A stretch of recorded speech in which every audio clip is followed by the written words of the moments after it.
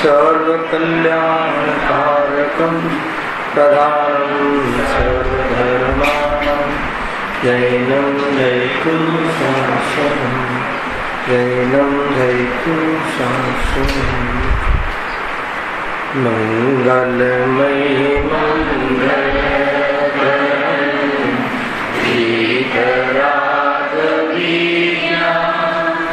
नमोताय जाते वै हरहन्ताय महान् करिमंगल करियो ग्रंथकरण मिले समाज पावे निज बदरा मिथ्या भावय भावती जे प्रगटे निज भाव हे जयवंत रहो सदा हे निज मोक्ष उपाय।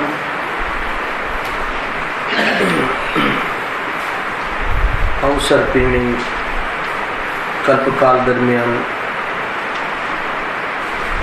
અહીંયા અંતિમ શાસક નાયક ભગવાન મહાવીરની આજે દિવ્ય દેશના પ્રગટ થઈ. બહુ જ પવિત્ર દિવસ છે. થોડોક અવાજ.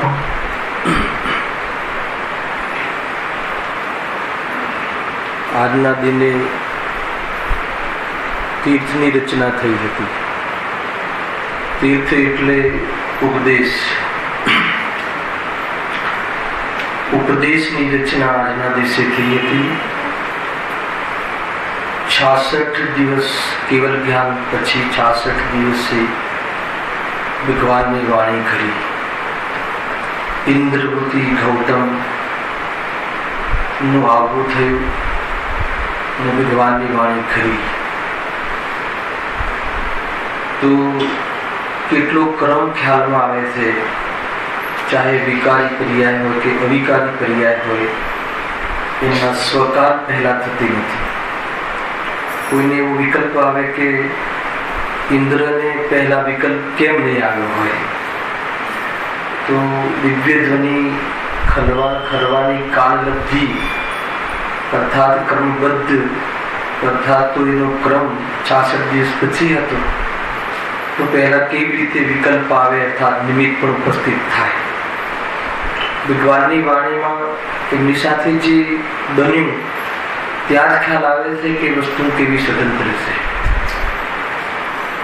આજે હમણાં જ દિવ્ય ધ્વનિના ગીત ગાયા, પણ દિવ્ય ધ્વનિમાં શુદ્ધાત્માના ગીત ગાયા છે.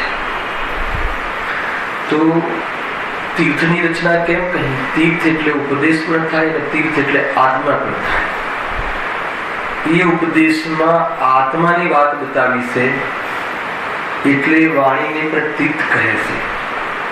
જીન વાણી, ભગવાનની વાણી, ભલે ત્યાં ભક્તિમાં જીન મુખથી કહે, એ તો આપણે મુખના નિમિત્તથી આપણે ત્યાં વાણી થાય છે, એટલે વાસ્તવમાં તો પૂરા શરીરના માધ્યમથી ઓમકાર ધ્વનિ નિરક્ષરી અર્થાત એક અક્ષરી વાણી કરે છે. ભવ્ય જીવના ભાગ્ય વસે કેવી રીતે દુઃખ દૂર થાય, છદ્રવ્યની સ્વતંત્રતા, પૃથકતા, પરમાણુની સ્વતંત્રતા, એક પરમાણુ અર્થાત એક આત્માની પર્યાયની સ્વતંત્રતા, નિર્વિકલ્પ દશા પામવાનું જે સાધન છે શુદ્ધાત્મા, એવા અનેક પ્રમેયો દિવ્ય ધ્વનિમાં આપણા ભાગ્યના જોરના કારણે આવ્યા, નિમિત્ત પ્રધાન કથન છે. વાસ્તવમાં ખરેખર તો ભલે સાક્ષાત ભગવાનની વાણીના અહીંયા વિરહ હોય, પરંતુ પંચમ કાળમાં પણ ગુરુદેવના માધ્યમથી જે આ ધ્વનિ અર્થાત ઉપદેશના ક્રમ મળ્યો, એ દિવ્ય ધ્વનિથી શું ઓછું છે?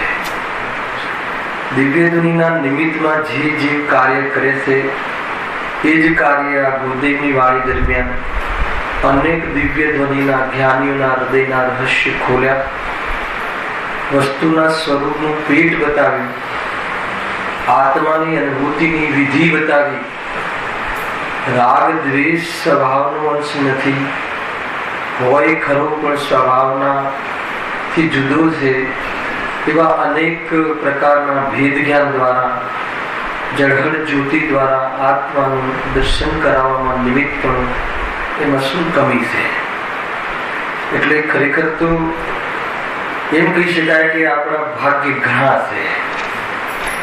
મૂળ વાત એ છે કે દિવ્ય ધ્વનિમાં જે શુદ્ધાત્માની વાત બતાવી છે, બેની ભક્તિમાં કહ્યું ને કે ગુરુ અને દેવ અને ગુરુની સેવા કરજો. કેવી રીતે સેવા કરવી? હે ને, કેવી રીતે સેવા કરવી? એમને જે કહેલા તત્વ છે એનું સેવન કરજો. સેવાનો અર્થ એ થાય છે. હે, દેવ તરીકે ભગવાન વીર મહાવીર એમને યાદ કર્યા, અને વર્તમાનમાં આપણને વાણીજીના માધ્યમથી મળી એવા આચાર્ય કુલકુલ દેવ ના બી શિષ્ય કહી શકાય, કેમ કે કુલકુલ દેવનું નામ લેતા ગુરુદેવ થાકતા ન હતા. તો એ પ્રકારે વાણી આપણી પાસે મળી, એ પ્રમાણે ગુરુ તરીકે કહ્યા, અને એમની સેવા કરજો એ ભક્તિમાં કહ્યું ને. તો સેવા કેવી રીતે કરશો? એમને કહેલા તત્વ, શુદ્ધાત્મ તત્વનું સેવન કરજો. એ જ વાસ્તવમાં સેવા છે.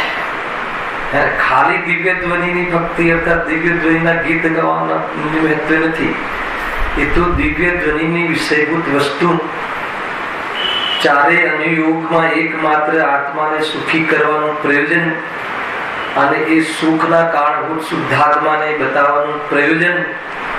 એ પ્રયોજન જો આપણે સાર્થક કરીએ તો દિવ્ય ધ્વનિના ગીત સહજતાથી ગાવાનો ભાવ રાગ આવી શકે છે. એ પ્રમાણે આજનો મહાન દિવસ છે ભૂત નહીં નહીંથી. આ તો આજના દિવસે ખરી તો ક્યાં ખરી? તો ભૂતકાળમાં ખરી હતી એમ. પણ આજના દિવસે આપણે યાદ કરી અને કેવી રીતે મનાવવો આજનો પ્રસંગ. દેશના મુખ્ય આપણું નિમિત્ત છે આત્મકલ્યાણમાં. તો સ્વાધ્યાયનો નિયમ લેવો, અને જે સ્વાધ્યાય કરતા હોય ચિંતન મનન વધારે, ચિંતન મનનમાં જે જીવ લાગ્યા હોય એ આત્માનુભૂતિનો યત્ન કરે. એ પ્રમાણે જે સ્ટેજમાં હોય ત્યાંથી આગળ વધવાનો પ્રયાસ કરે. એનું નામ દિવ્ય ધ્વનિ નો જે આજનો દિવસ છે એ મનાવ્યો કહેવાય. અને કોઈ સ્વાધ્યાય અઠવાડિયામાં એક વાર કરતો હોય તો રોજ કરે. રોજ કરતો હોય તો એનું ગહેરાઈથી ચિંતન મનન કરે. ચિંતન મનન કરતું હોય તો પ્રયોગમાં લેવાનો ઉદ્યમ કરે. પ્રયોગમાં પણ લઈ રહ્યું હોત તો સામાયિક આદિના કાલોનો વિસ્તાર ગંભીરતાથી વિચાર કરે, નિર્ણય કરે અને અનુભૂતિ કરે. મૂળ દિવ્ય દેશના બહુ મોટો પાઠ છે પાંચલબ્ધીમાં. આગમ કહેવાય છે, જીન ભગવાનની વાણી કહેવાય છે. એ નિર્મોહી જીવની વાણી અર્થાત સ્યાદવાદ, અનેકાંતમય. સ્યાદવાદ જેનો ટ્રેડમાર્ક છે, અનેકાંતમય અનંત ધર્મ કહેવાનું જે સામર્થ્ય ધરાવે છે, એવી જે આ વાણી છે ને, એ વાસ્તવમાં જોવા જાય તો લીધું હતું બોરીવલીમાં, ત્યાં સદીચ્છામાં. ખરેખર તો એ શત્રુના લિસ્ટનું સદસ્ય છે. નો કર્મ છે, પુણ્યના ઉદયમાં થવા વાળી પરિસ્થિતિ છે. નો કર્મ છે ને દિવ્ય ધ્વનિ. તો એ તો વાસ્તવમાં નો કર્મ, દ્રવ્ય કર્મ અને ભાવ કર્મ રહિત થવાની વાત આવે છે. તો દિવ્ય ધ્વનિની જે પહાડમાં એમને વૃદ્ધિ પ્રાપ્ત થઈ, એનાથી પણ નિવૃત્ત થયા કે નહીં? અને એનાથી પણ નિવૃત્ત થઈને આજે સિદ્ધાલયમાં બિરાજમાન છે કે નહીં? છતાં આપણા બધા જેવા જીવોને તો દિવ્ય ધ્વનિના માધ્યમથી ઘણો લાભ થયો. એટલે એ પ્રસંગને પણ આપણે યાદ કરીએ છીએ. હવે આગળ આપણું જે વિષય ચાલે છે એની ચર્ચા કરીશું. આજે પ્રવચન સાર બી તમારે ચાલે એમ, એ પણ દિવ્ય ધ્વનિ સાર પ્રવચન સાર કહેવાય છે. દિવ્યતા છે. દિવ્ય એટલે આત્માનો પ્રકાશ. આત્માનો પ્રકાશ કરવામાં નિમિત્ત એવી વાણી, એને દિવ્ય વાણી કહે છે. અનેક રીતે અર્થ સંભવ છે. એમાં ગીત પ્રજ્ઞાપન ચાલે છે તમારે. ગીત તત્વ પ્રજ્ઞાપનમાં પણ વિશેષ અધિકાર કયો ચાલે રાજેશભાઈ? વિશેષ અધિકાર. એક સામાન્ય અધિકાર, એક વિશેષ અધિકાર. સામાન્ય અધિકારમાં શું ચાલે? દરેક દ્રવ્ય જે છે એનું સામાન્ય લક્ષણ, ઉત્પાદિત દ્રવ્યોત્તમ સત, એ દરેક દ્રવ્યનું સામાન્યપણું છે, એની ચર્ચા કરી. હવે આવા જે સામાન્ય લક્ષણથી દ્રવ્ય છે એ કેટલા છે? તો જાતિ અપેક્ષા 6 છે, સંખ્યા અપેક્ષા અનંત છે. તે 6 કયા છે? એનો અર્થ થઈ ગયો વિશેષ અધિકાર. વિશેષ અધિકારમાં પણ આજે ક્ષેત્રની ઓરથી ચર્ચા હતી, પ્રદેશની ઓરથી ચર્ચા હતી. કોઈને ખ્યાલ ના આવ્યો હોય તો દ્રવ્ય ક્ષેત્ર કાળ ભાવ જે વસ્તુ હોય એને ક્ષેત્ર હોય. ક્ષેત્ર માપવાનું યુનિટ માપ પ્રદેશ. તો કયા દ્રવ્યને કેટલા પ્રદેશ છે એની ચર્ચા આજના પરિચયમાં હતી. તો અપ્રદેશીપણું ને પ્રદેશીપણું સિદ્ધ કરવું છે 6 દ્રવ્યમાં. તો પ્રદેશીપણું 5 દ્રવ્યની મુખ્યતાથી કહ્યું. જીવ કેટલા પ્રદેશી છે? અસંખ્યાત. ધર્મ અસંખ્યાત, અધર્મ અસંખ્યાત પ્રદેશી. પછી આકાશ કેટલા પ્રદેશી? અનંત પ્રદેશી. અને પૂતગલ રહી ગયું. તો પૂતગલ પરમાણુની અપેક્ષાએ તો એક પ્રદેશી છે, પરંતુ એનામાં જોડાવા છૂટવાનો એક ગુણ હોવાના કારણે સંખ્યાત, અસંખ્યાત અને અનંત પ્રદેશી પૂતગલ સ્કંદની અપેક્ષાએ, એટલે એમાં એ પણ સિદ્ધ થાય છે.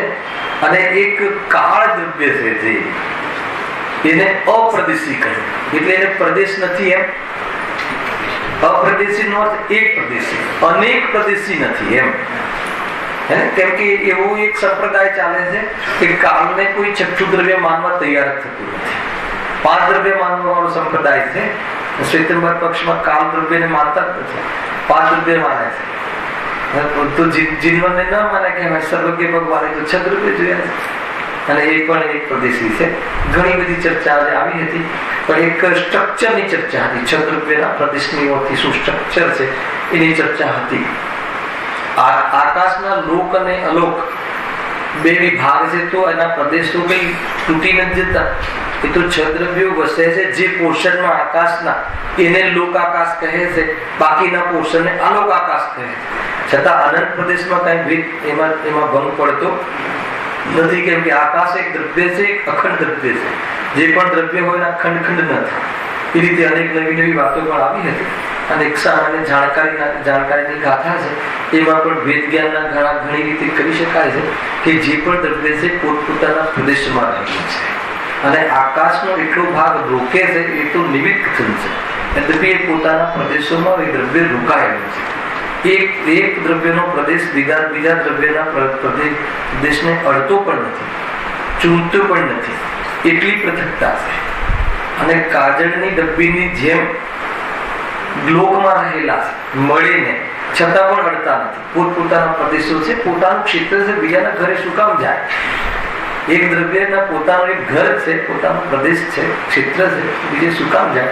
એવી સુંદર ચર્ચા ત્યાં આચાર્યદેવે કરી છે. ત્યાં વિસ્તારથી તમારા બે ગાથાઓ આવશે. અહીંયા આપણે મોક્ષમાર્ગ પ્રકાશકમાં અધિકાર બીજો ચાલે છે. એના અંતર્ગત મારા ખ્યાલથી આપણે ઘાતી અઘાતી કર્મ અને તેના કાર્ય એ પતી ગયું હતું. એના પછી નિર્બળ જળ કર્મો દ્વારા જીવના સ્વભાવનો ઘાત તથા બાહ્ય સામગ્રીનું મળવું. તો આપણે આગળમાં કર્મના ઉદયમાં, ઘાતી કર્મના ઉદયમાં જીવના સ્વભાવનો ઘાત, એના ઉદય એટલે એના નિમિત્તમાં એનો ઘાત, અને અઘાતી કર્મ જીવને બાહ્ય સામગ્રી મેળવવામાં નિમિત્તપણે કહી હતી. તો તરત પ્રશ્ન થયો કે કર્મ તો બલવાન છે, એનો અર્થ તો કહે નહીં, કર્મ બલવાન છે નહીં.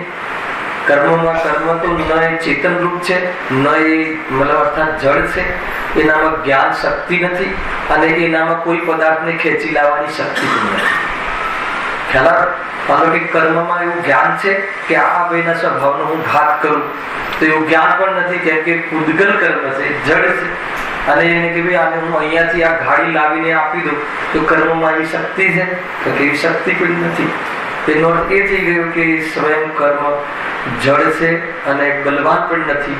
તો એવા કર્મ આત્માના સ્વભાવનો ઘાત કરે, અર્થાત તો બાહ્યમાં સામગ્રી મેળવી આપે એવું કારણ નથી, પણ સહજ નિમિત્ત નૈમિતિક કારણ છે.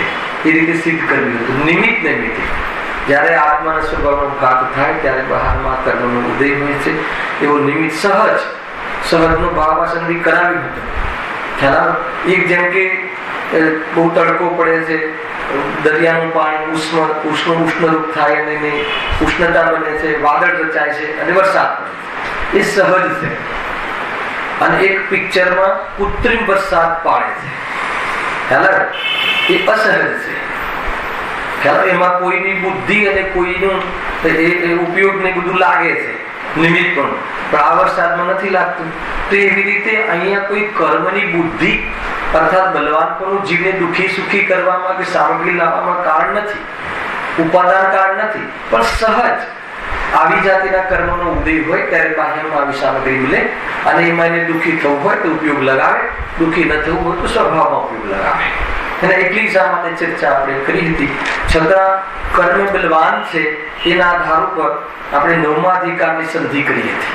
સદિચ્છામાં ભલે ન આવી હોય પણ અહીંયા આપણે ટોપિક થોડીને ટચ કરીએ છીએ, સામાન્ય ટચ કરીએ છીએ. 9મો અધિકાર કાઢો. લાસ્ટ ટાઈમ આપણે ચર્ચા શરૂઆત કરી હતી. 9મો અધિકાર પેજ નંબર પુરુષાર્થી મોક્ષની પ્રાપ્તિના ચેપ્ટરમાં આપણે પ્રવેશ કર્યો હતો. પેજ નંબર 315 છે મારામાં. તો ત્યાં આપણને કર્મ બલવાન છે કોઈ એમ કહે કે નહીં કર્મ બલવાન છે, કર્મના કારણે અમને તો રાગ થાય છે અને કર્મના કારણે અમને તો ભાવ બનતો જ નથી તત્વ વિચાર કરવાનો, અર્થાત તો આત્મકલ્યાણ કરવાનો, મોહનો ઉદય ઘણો છે અમારે, એવું કોઈ કહે તો એ શું કહેવા માંગે છે કે કર્મ બલવાન છે. તો પંડિતજી કહે છે કે જીવ બલવાન છે.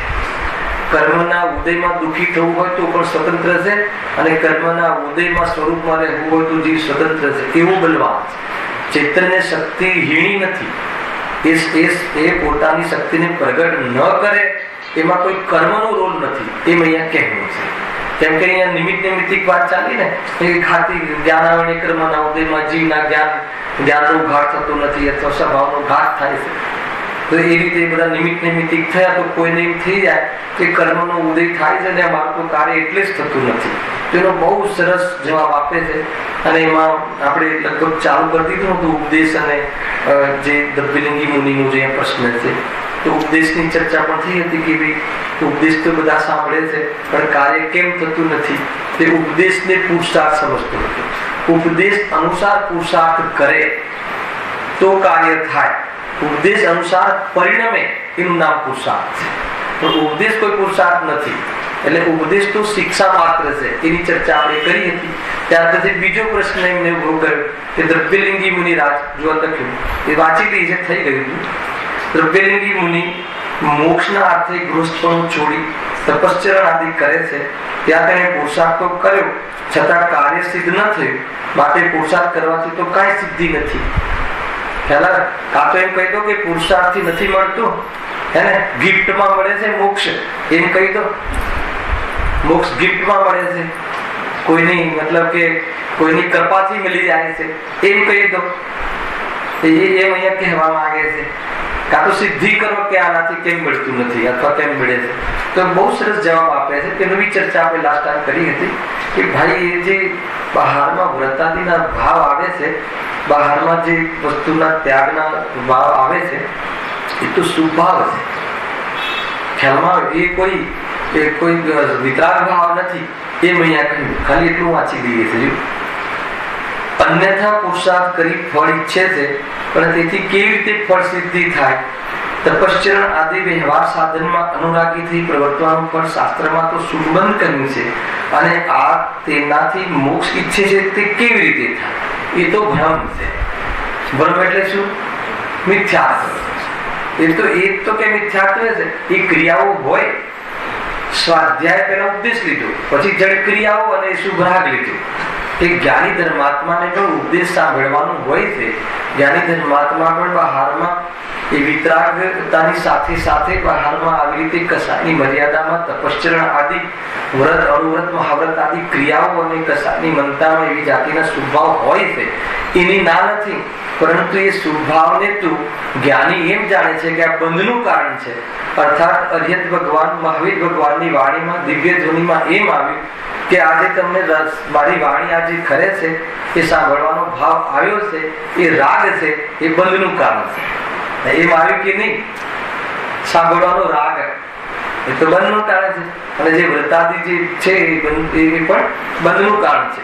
બે વાતો કહું કન્સેપ્ટ. જ્ઞાનીને હોય પણ છે અને જ્ઞાનીને જીવન આવું જ હોય છે, પણ જ્ઞાની એમ માને છે કે બંધનું કારણ છે અને તું એમ માને છે કે એનાથી મને મુક્તિ કેમ થતી નથી. અંતર ખ્યાલ આવે જ્ઞાની અજ્ઞાની. જ્ઞાનીને હોય છે પણ એમ માને છે કે આ બંધનું કારણ છે એટલે એનાથી નિવૃત્ત થઈને સ્વરૂપમાં જાય છે, અને તું ઉપરના પોતરા જ કૂટે છે, સ્વરૂપનું તો તને ભાન પણ નથી, અંદરમાં વિતરાગ ધર્મનો પ્રેમ નથી, અને બહારમાં આવી શુભ ક્રિયાઓ અને મન કસાયમાં રોકાઈ જાય છે.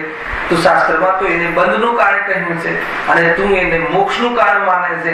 એટલે આ તો ભ્રમ છે. ભ્રમ છે એટલે તો મિથ્યાત્વ છે. હવે આપણું ચેપ્ટર ચાલુ થાય છે, જે મારે તમને આ ચેપ્ટરનો જવાબ પાછળનો આશ્રય હતો. જો શું કહે છે, એ ભ્રમનું કારણ પણ કોઈ કર્મ જ છે. પુરુષાર્થ શું કરે? કર્મની વાત અહીંયા. એ ભ્રમ એટલે મિથ્યાત્વ. શું કરે? અમારે મૌન્ય કર્મનો ઉદય છે એટલે એવો ભ્રમ થાય છે. અમે શું કરીએ? આ પ્રશ્ન છે આ સ્ટાઇલમાં. એટલે શું થયું? કર્મ બલવાન છે, કર્મ મારા માથે ચડી ગયા છે. ત્યારે કોને માથે ચડાયા? એમ નથી કહેતા તમે આને ચઢાયો છે માથે. આપણે જે હોય દીકરાનો દીકરો તો દાદા પર આરોપ આવે છે ને, જીતુભાઈ, કે તમે આને માથે ચડાવ્યો છે, કે દીકરો માથે ચડ્યો છે કે આપણે માથે ચડાવ્યો છે. ખ્યાલ આવે કે એમ કહે છે આ જે કર્મ જે છે ને, જો એ ભ્રમનું કારણ પણ કોઈ કર્મ જ છે. તમારી વાત સાચી છે, અમે માની લઈએ કે ચલો અમને એ ભ્રમ છે કે સુખ ભાવથી નથી થતું, પણ એવો ભ્રમ મને કેમ રહે છે? તો કે એ તો કર્મ, મોહનીય કર્મનો ઉદયમાં મિથ્યાત્વ થાય છે. તમે આગળ કહી જાય પણ ખરા, જીવને જ્યારે મોહનીય કર્મનો ઉદય હોય ત્યારે મિથ્યાત્વ રૂપ પણમન કરે છે. મોહનીય કર્મના ઉદયના નિમિત્તથી જીવ મોહ રૂપે પણમન કરે છે. નિમિત્ત શબ્દનો ભાવ સમજ્યો નહીં, અને એને કહ્યું કે મારે શું કરીએ, મારી પાસે તો કોઈ માર્ગ જ નથી, અમારે તીવ્ર મોહનો ઉદય છે, અર્થાત મોહનીય કર્મનો ઉદય છે, એટલા માટે અમને તો ભ્રમ રહે છે. મોહનીય કર્મ અમારા પર કઈ કૃપા કરે, અર્થાત સર્વજ્ઞ ભગવાન કઈ અમારા પર કૃપા કરીને અમારા મોહનીય કર્મને સંભાળી દે તો કદાચિત તમે એવું માનવા તૈયાર થઈ જઈએ કે નહીં સુખ ભાવમાં તો બંધ છે અને એમાં મોક્ષ નથી. એમ આનો પ્રશ્ન છે. તો આને શું માન્યું જયેશભાઈ? શું માન્યું? કર્મ બલવાન છે એમ માન્યું. એમ માન્યું ને, મતલબ કે જીવ બલવાન છે એમ ના માન્યું, કર્મ બલવાન છે. આપણે ટોપિક શું ચાલે છે? કર્મ બલવાન છે. જળ કર્મ આત્માનો ઘાત કરે. તો આગળ તો ઘણા ઉદાહરણ સમજાવી દીધું કે ભાઈ એ તો જળ છે, એનામાં ચેતનતા નથી. સહજ નિમિત્ત નૈમિત્તિક સંબંધ સિદ્ધ કર્યો ત્યાં. ચકવા ચકવીનું અને સૂર્યમુખીના ફૂલને પ્રકાશનું અને મોહન ધૂળના ઉદાહરણો આપ્યા ત્યાં. એ સહજ છે. આ બાજુ આવું થાય ત્યારે આ બાજુ આ પ્રમાણેનું પરિણામ જોવા મળે છે. નિમિત્ત નૈમિત્તિક છે એવો સંબંધ. વિશ્વમાં અનેક નિમિત્ત નૈમિત્તિક સંબંધો જોવા મળે છે, પણ એ નિમિત્ત નૈમિત્તિક સંબંધોની વચ્ચે ઉપાદાન અગર કોઈ જીવ જોવાની તાકાત ધરાવતો હોય તો એવા હાલમાં એ સંબંધી મિથ્યાત્વનો ભ્રમ તોડી શકે છે. એને દરેક નિમિત્ત નૈમિત્તિક બાય હોય તો રોટલી બને, થવની હોય તો શાસ્ત્ર રહે. આપણે આવીએ તો માઇક ચાલુ થાય, સ્વિચ દબાવીએ તો પંખો ચાલુ થાય. આપણને તો એમ જ લાગે ને કે આનાથી આ થાય છે, આનાથી આ થાય છે. જીવનનું એક બી કાર્ય બતાવો કે આ પ્રમાણે આપણે ના દેખતા હોય, ના સમજતા હોય અને ના કથન કરતા હોઈએ. હવે એની વચ્ચે રહસ્ય કાઢ્યું કે એ ભલે સ્વિચ દબાવે ત્યારે દેખાય છે, પણ એ થાય છે તો એના સ્વકાલમાં કાર્ય એવું અનેક રીતે ઉપાદાનથી સિદ્ધિ આચાર્ય કરે આવે અને વસ્તુનું સ્વરૂપ એમ છે. એક અસંખ્યાત પ્રદેશી લોકમાં અનંત પદાર્થો રહે છે મળીને ભળેલા, તો પણ કઈ એકબીજામાં જતા નથી રહેતા, પણ આવું નિમિત્ત નૈમિત્તિક સંબંધ સહજ જોવા મળે છે તો જીવને ભ્રમ થઈ જાય છે કે આ કર્મ મને રખાવે છે, કર્મ મને રડાવે છે. હવે કર્મ જ મને સુખી કરે. તો કર્મને જયારે જ્ઞાન આવે એને કોઈ ઉપદેશ આપે કર્મને, ત્યારે એને વિચાર આવે કે આ ભાઈને હવે હું સુખી કરું અથવા અહીંયાથી છૂટું, તો ક્યારે મેળ પડશે? ક્યારેક તો મેળ પડશે ને, કેમ નહીં પડે? બરાબર છે કે નહીં? નહીં પછી એકાદ કર્મદહન નો સાથીઓ કરાવી દઈએ. કર્મદહન નો સાથીઓ ચાલે છે ને, એમાં પણ 7 વિધની કર્મનું દહન નહીં કરીએ, 7.5 કર્મનું દહન કરીએ અને બાકીના કર્મ 7 કર્મ તો રહેવું જોઈએ આપણે, હે ને? 8 કર્મથી રહિત, સમસ્ત કર્મથી રહિત કોણ થયું છે? સિદ્ધ પરમાત્મા. એ જ વાસ્તવમાં કૃત્ય દિશા છે. તો સર્વ કર્મથી રહિત થયા કે નહીં? તો અહીંયા આપણને એવું લાગે કે આ જે શ્રોતા છે એ એમ સમજવા માંગે છે કે અમારે તો મોહ થાય છે. હવે એ પણ ખબર પડી કે આ મોહ છે, પણ અમે એમ સમજીએ છીએ કે મોહનીય કર્મનો ઉદય છે એટલે થાય છે. બોલો, નહીં તો ન કરતું થાક કઈ એમ. જો એનો જવાબ બહુ સરસ આપ્યો. સાચા ઉપદેશથી નિર્ણય કરતા ભ્રમ દૂર થાય છે. કેવું શાંતિથી જવાબ આપે છે. એને એટલે નિમિત્ત પ્રધાન કથનથી તો પંડિતજી સ્વીકાર કર્યો, બરાબર છે. એની વાત એને એમ ન કીધું કે નહીં પૂતગલ કર્મ તો જડ છે, જડ ચેતનનું કરતા નથી, હે ને? મને એકદમ જોશમાં એમ ન કીધું. પરમાર્થી તો એમ જ છે, પરમાર્થી તો એમ જ છે. કર્મ જડ છે, ચેતનનું શું બગાડે? પણ એમ ન કીધું, કેમ કે એક નિમિત્ત પક્ષ પણ છે ને. વાત બરાબર છે. મોહને કર્મનો ઉદય હોય ત્યારે જીવ દુઃખી તો થાય છે, જીવ મોહ કરે છે, અર્થાત મોહરૂપ પરિણમિત થાય છે. એમ અહીંયા કહ્યું. પણ એ શું કહે છે કે સાચા ઉપદેશથી નિર્ણય કરતા ભ્રમ દૂર થાય છે. બહુ મોટી વાત છે કે મોહનીય કર્મના ઉદયમાં ભ્રમ થવાના કાળમાં પણ જ્ઞાન એક સાધન એવું છે કે સાચો ઉપદેશ સાંભળે તો એને એ ભ્રમ દૂર કરવાનો ઉપાય એના હાથમાં છે. બહુ ઊંચી વાત કરી. આ ખ્યાલમાં આવે ચિંતન. એમ ના કહ્યું કે નહીં કર્મના ઉદયથી થાય છે, એમ તો ક્યાંથી કહે? કર્મ કરાવે છે એમ તો ક્યાંથી કહે? અને એમ પણ કઈ રીતે કહે કે કર્મના ઉદયમાં જીવ મોહરૂપ પરિણમિત થતો? એમ પણ કહે મોહરૂપ પરિણમિત થાય છે. એકદમ પરફેક્ટ વાત છે. પહેલા સ્વીકાર કરે છે કે એકદમ તારી વાત સાચી છે કે મોહનીય કર્મનો ઉદય હોય અને જીવ મોહ કરે છે. મોહ કરે છે, પણ એવા જીવને પણ ખ્યાલ જીતુભાઈ સાચો ઉપદેશ સાંભળીને ભ્રમ દૂર થઈ શકે છે. બહુ ઊંચી વાત કરી. એનો અર્થ એ થઈ ગયો કે ભ્રમના કાળમાં ભ્રમ હોય એ વખતે એની પાસે જ્ઞાન દિવ્યતા, દિવ્ય છે, જ્ઞાન દિવ્ય છે આપણું એ વખતે. અને આપણી પાસે તો પ્રગટ શક્તિ પણ છે, સંગીત પંચેન્દ્રિય છે. ઉપદેશના માધ્યમથી એક એક શબ્દ ચૂકે નહીં. ઉપદેશ એટલે દિવ્ય દેશના આજે જે દિવસ છે એના માધ્યમથી જો વિચાર કરે કે શું ખરેખર કર્મ દુઃખી કરી શકે છે, કે હું દુઃખી થાઉં છું સ્વયં જોડાઈને, એવો વિચાર કરી શકે છે. એવો વિચાર કરવા માટે જીવની પાસે એવું સામર્થ્ય અને યોગ્યતા અત્યારે પણ છે. ભ્રમના કાળમાં ભ્રમના બારામાં વિચાર કરી શકાય. તો હું એમ કહું કે આ ભ્રમ છે એવું વિચાર કરી શકાય છે. એ તો આપણા જેવા જીવને તો હાથમાં કઈ વાત જ ના રહી. એ કર્મ ઉદયમાં આવે છે ને ભ્રમ કરીએ છે ને પાછું કર્મ બંધાય છે. તો ચિંતા નહીં કરો કે આ લખ્યું ને સાચા ઉપદેશથી નિર્ણય કરતા ભ્રમ દૂર થાય છે. ખ્યાલ લાગે છે? ભ્રમ દૂર થઈ શકે છે. એવો સ્કોપ તો નથી ગયો. મોહનીય કર્મનો ઉદય છે અને મિથ્યાત્વ પણ છે, પણ આ મિથ્યાત્વ છે એવું વિચાર જ્ઞાનમાં સેપરેટલી થઈ શકે. કરીએ જ છે ને ત્યારે નથી કરી રહ્યા આપણે. આ શરીરનો હું કરતા, દુકાનનો હું કરતા, અરે રે હું કરું એ અજ્ઞાન છે. મને હવે ખબર પડી. ભ્રમના સમયમાં ખ્યાલ નથી આવતો કે આ તો ભ્રમ છે. કયા માધ્યમથી કહ્યું? હાલ અનુભૂતિમાં ભલે નથી, પણ આગમના માધ્યમથી વિચાર બુદ્ધિથી જ્ઞાનમાં નિર્ણય કરવાનો પ્રયાસ તો ચાલુ છે કે વાત તો સાચી છે. ભલે એ વખતે માન્યતા તૂટી નથી હિતેશભાઈ કે દુકાન હું ચલાવું છું અત્યારે એક ટકો પણ તમે એમાં તમારો સુધારો નથી થયો માનવા. પણ કોઈ કહે કે દુકાન તું કઈ રીતે ચલાવે છે? દુકાન ચલાવતો હોય તો નફો કેટલો કરે છે?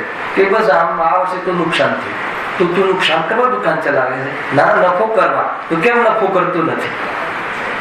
હવે એનો જવાબ, જો તું ચલાવતો હોત તો નુકસાનમાં ચલાવે કોઈ, નફામાં કેમ ચલાવતો નથી? ઓર કોઈ કહે શૈલેષભાઈ કહે આ તો નફો થાય છે. કેટલો થાય છે? 1 કરોડ નો થાય. બસ 1 કરોડ નો થાય છે. ઓલો ભાઈ તો 100 કરોડ કમાય છે. તમારે કેમ થતા નથી? જવાબ આ પ્રશ્નના જવાબ લઈને આવજો નેક્સ્ટ ડે. એ છેલ્લે એ તમારે નક્કી કરવું પડશે કે હું નથી ચલાવી શકતો. ખ્યાલ આવે કે નહીં? જ્ઞાનમાં નિર્ણય થઈ શકશે કે નથી ચલાવી શકતો.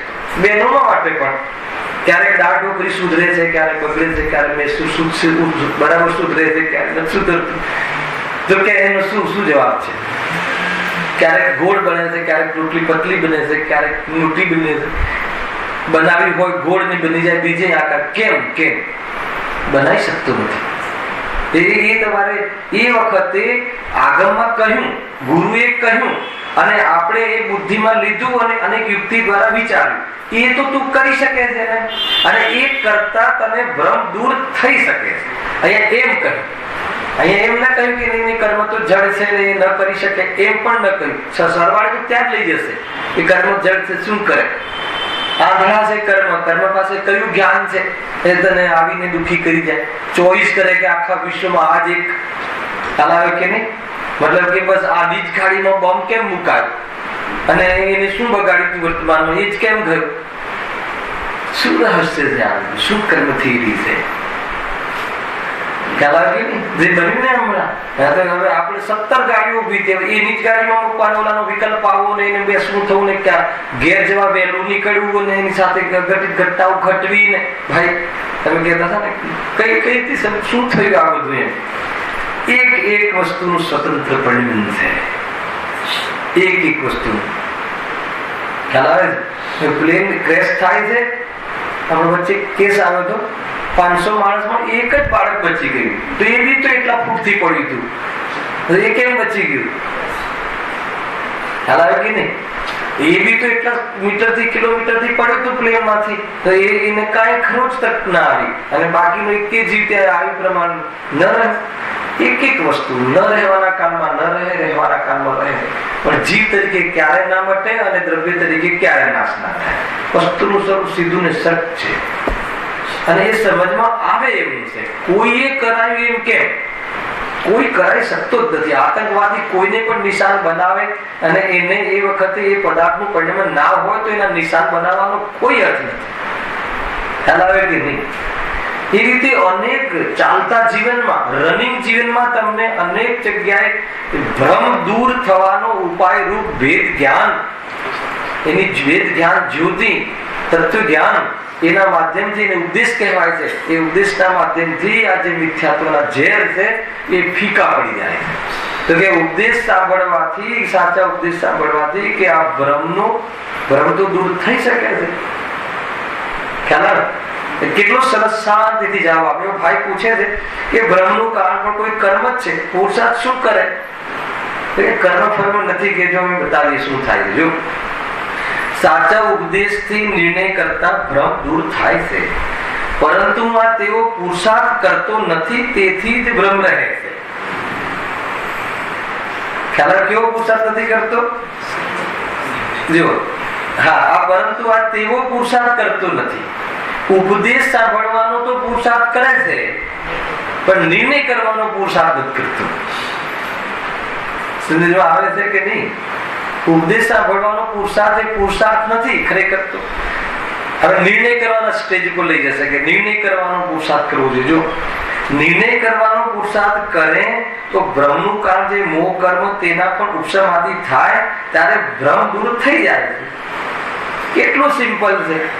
નિર્ણય કરે તો કર્મ ઢીલા પડે છે, પણ કર્મ ઢીલા પડવાની સામે જીવે જોવાનું જ નથી.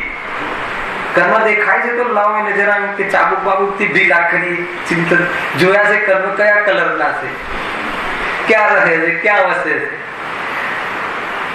ખ્યાલ? એ તો બહારની સ્થૂળ પર્યાયો અર્થાત સંયોગ વિયોગના આધારો પર પાપ પુણ્યની સત્તા સિદ્ધ થાય છે. પણ પાપ પુણ્યની સત્તા સિદ્ધ થાય છે, એમાં સુખ છે કે દુઃખ છે એ સિદ્ધ નથી થતું. સુખ દુઃખ તો કસાય અનુસાર છે. બહુ ચાલ્યું એને નક્કી થઈ ગયું શરીરમાં 16 પ્રવચનમાં બસ એક જ લીટી ચલાવી કે આત્માનું હિત તો મોક્ષ જ છે. એક લીટી ચાલી 16 પ્રવચનમાં એના પર આધાર પર પૂરો એ ટોપિક ચાલ્યો. હવે પુરુષાર્થની વાત ચાલશે. સંસારમાં જરા પણ દુઃખ, જરા પણ સુખ નથી એવો નિર્ણય કરાવ આચાર્ય આપણને અનેક યુક્તિઓ દ્વારા એમ જો શું કહે છે? પરંતુ આ તેવો પુરુષાર્થ કરતો નથી. કેવો નથી કરતો? સાચા ઉપદેશથી નિર્ણય કરતો નથી. સાચો ઉપદેશ તો સાંભળે છે, નિર્ણય કરતો નથી. કેમ નથી કરતો? કેમ નથી કરતો? તો પછી આગળ આવશે કે નિર્ણય કરવાનો ભાવ નથી આવતો, એમાં પણ તો મને કર્મનો ઉદય છે. ચોરશે નહીં આ જીવ, કે પૂછશે ને, ચલો નિર્ણય કરવાનો જે ભાવ તો આવવો જોઈએ ને, પણ મને પ્રવચનમાં આવી ગયા બધું છે. એક તો એવો જીવ હોઈ શકે નિર્ણય કરવાની અમારામાં બુદ્ધિ નથી. એક તો એવો જીવ પણ હોઈ શકે, કોઈ એમ કહે કે નહીં, નિર્ણય કરવાનું અમારું જ્ઞાન તો હોવું જોઈએ ને, એટલો જ્ઞાનનો ઘાટો હોવો જોઈએ ને, એવો જીવ હોવો જોઈએ, તો હોઈ શકે. અને એવો જીવ હોઈ શકે કે નહીં, બુદ્ધિ છે, બધું છે, પણ ખબર નહીં, ભાવ જ નથી થતો, મન જ નથી થતું. કેમ? તો કે વારે વાર કર્મનો ઉદય છે, એટલે થકવી નાખે સામે વાળા વક્તાને કે નહીં. પણ વક્તા તો કોણ છે? પંડિત ટુડલમલજી. ખ્યાલ આવે કે નહીં? એ જવાબ આપશે એક એક બહુ જ બુદ્ધિથી, એની વાત રાખીને કહેશે અને એના મોઢે કહેવડાવશે કે નહીં, મારી ભૂલ છે. એવી શૈલી છે પંડિતજીની. જો હા, પરંતુ તેઓ પુરુષાર્થ કરતો નથી, તેથી જ ભ્રમ રહે છે. નિર્ણય કરવાનો પુરુષાર્થ કરે, પહેલા તો એમને સિદ્ધાંત બતાવી દીધું કે નિર્ણય કરવાનો પુરુષાર્થ કરે તો ભ્રમનું કારણ જે મોહ કર્મ, તેના પણ ઉપશમાદી થાય. જો નિર્ણય કરે તો મોહમંદ થાય. મોહમંદ એને જ કહેવાય કે જે તત્વનો નિર્ણય કરે. ખ્યાલ? મોહનો મંદતા નો અર્થ જ એ છે કે તત્વના નિર્ણય કરવાનો પ્રયાસ કરે. મોહની અતિમંદતામાં તત્વનો નિર્ણય થાય અને મોહના અભાવમાં એ રીતે પરિણમન થાય. 3 સ્ટેપ ખ્યાલ? નિમિત્તની પ્રધાનતાથી કથન કહીએ તો મોહ મંદ હોય તો તત્વ નિર્ણય કરવાનો પ્રયાસ કરે, એટલે એના વિરોધમાં ના ઉભો રહે. ના, એ તો થતું હશે. જો ને દુનિયામાં બધા પૈસાથી સુખી દેખાય છે, ધનથી સુખી દેખાય છે, અને જો મોહ મંદ હોય તો ગુરુ કહે એ પ્રમાણે એનો વિચાર કરવાનો પ્રયાસ કરે. ખ્યાલ? અને અતિ મોહમંદ હોય, પ્રાયોગિક લબ્ધિ લેવલનું, પ્રાયોગિક લબ્ધિ લેવલમાં ત્યાં નિર્ણય થાય છે. આવ્યું હતું ને બેને કહ્યું હતું તે પ્રાયોગિક લબ્ધિના કાળમાં એને નિર્ણય થાય. એ વખતે અંતકોળાકોળી થઈ જાય, કર્મની સ્થિતિ નિર્ણય થઈ જાય છે. હજુ અનુભૂતિ નહીં, અતિ મોહમંદ થાય ત્યારે, અને મોહનો નાશ થઈ જાય, મોહ પરિણામનો નાસ્તિક કથન છે, ત્યારે એ રીતે પરિણમન થઈ જાય. એ જ પુરુષાર્થ છે સાચો. પરિણમન થવું એ જ પુરુષાર્થ છે. પુરુષાર્થની ચર્ચા જબરજસ્ત કરીશું, આપણે નક્કી કર્યું છે એ પ્રમાણે. અહીંયા તો આવશે 9મા અધિકાર. વચ્ચે આવી રીતે આપણે લઈએ જ છે, સંધિ તો કરીએ જ છીએ. એમ જો નિર્ણય કરવાનો પુરુષાર્થ કરે તો ભ્રમનું કારણ, આ કયું કારણ? અહીંયા બધું શીખવાડી દીધું રાજેશભાઈ. નિર્ણય કરવાનો પુરુષાર્થ કરે તો ભ્રમનું કારણ, કયું કારણ? નિમિત્ત કારણ, મોહ કર્મ. જે મોહ કર્મ લીધું ને એ, અને ભ્રમનું ઉપાદાન કારણ કયું? સ્વયં ભ્રમ. મોહ રાગદ્વેષ સ્વયં પરિણામ, અશુદ્ધ ઉપાદાન. અને એને દૂર કરવાનું નિમિત્ત કારણ કયું? એને દૂર કરવાનું નિમિત્ત કારણ તત્વનો નિર્ણય, અને એનો નાશ કરવાનું ઉપાદાન કારણ કયું? સ્વભાવનો આશ્રય. સમજ આવ્યું કે ન આવ્યું?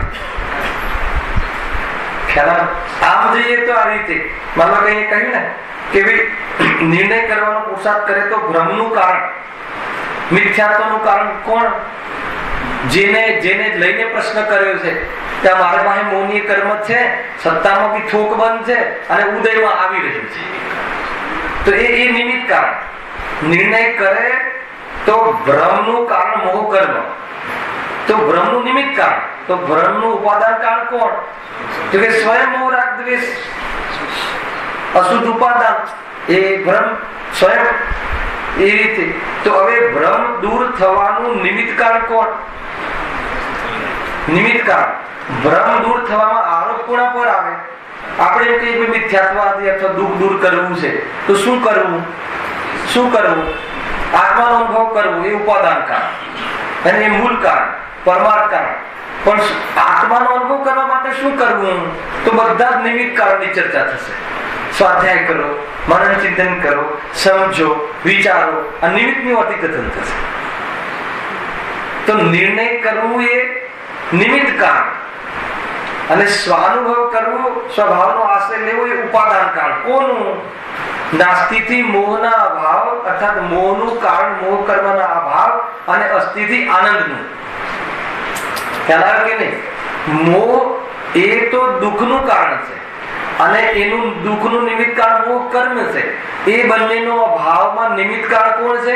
સ્વાનુભવ, શુદ્ધાત્માનો આશ્રય. તો શુદ્ધાત્માના આશ્રયથી શું થાય છે? દુઃખ અને દુઃખના કારણનો નાશ થાય છે.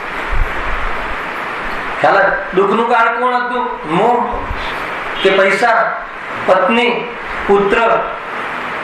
કોણ હતું દુઃખનું કારણ? મોહ હતો.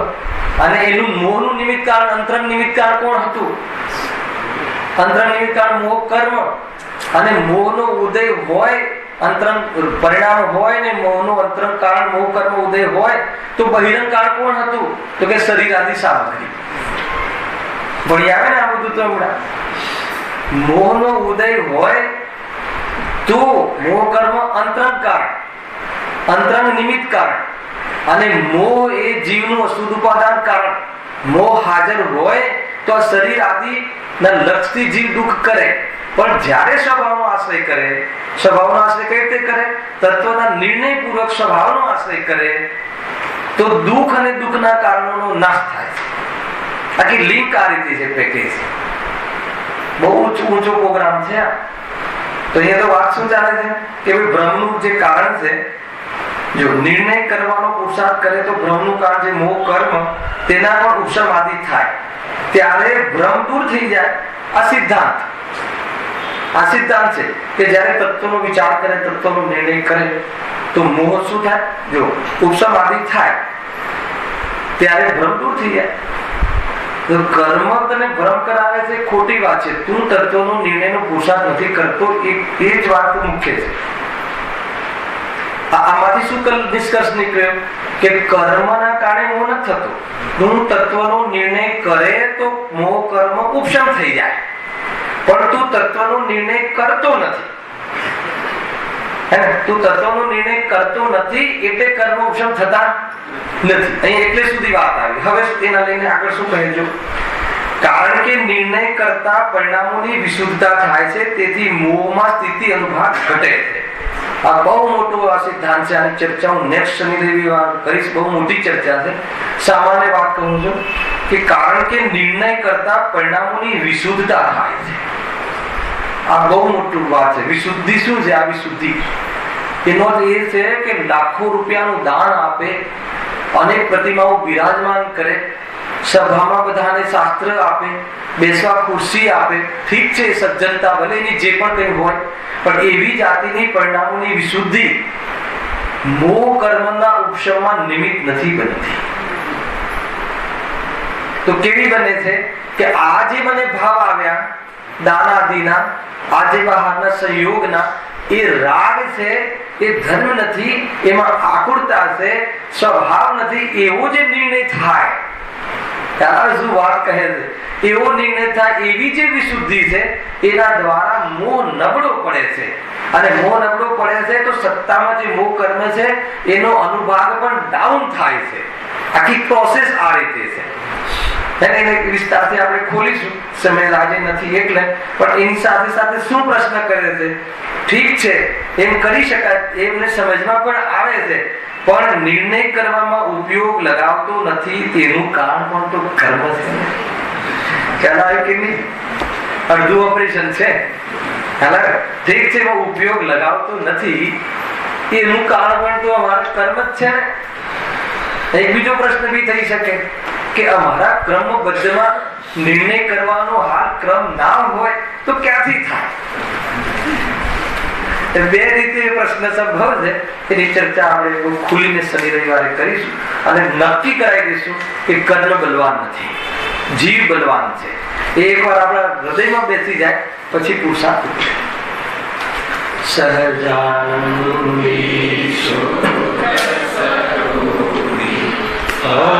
અવિનાશી આત્મ સ્વરૂપ